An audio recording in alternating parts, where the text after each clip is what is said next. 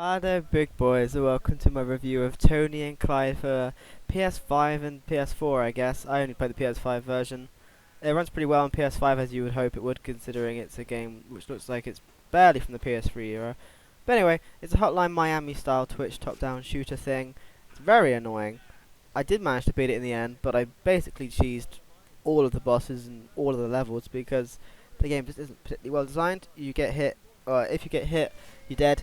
It only takes one hit to kill you, no matter what you're doing. You do have this dodge move which will allow you to basically tank through anything, and you can spam it until you beat every level, which tends to be how I did it, because you don't really have to go around killing all the enemies. You can just run to the end, and there was multiple times where I didn't shoot a single enemy and I got straight to the boss, which was a bit odd. You do have to kill the bosses, however, and then each level does have its own boss. The bosses tend to be okay. There's a few bosses which are really annoying, but they're all relatively different from each other, so that was probably one of the only things this game did well, really.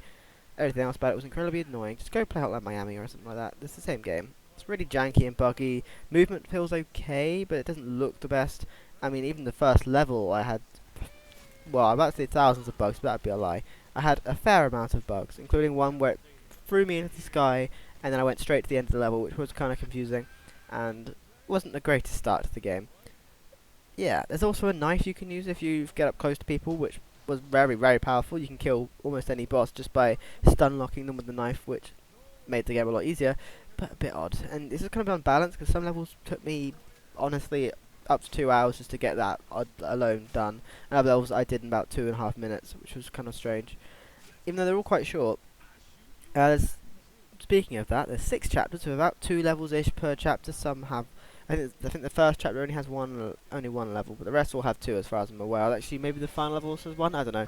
Anyway, yeah, it's not too long of a game. I beat it in about, I think it was about 2.5 hours ish, and you could easily speedrun this game in like 20 minutes if you're actually good at the game. Unlike me, who struggled a lot. But once I worked out, as long as you keep spamming the dodge button, you will not die, pretty much, unless the game decides it doesn't like you anymore. Graphics are okay, sort of a low poly thing. They're tolerable.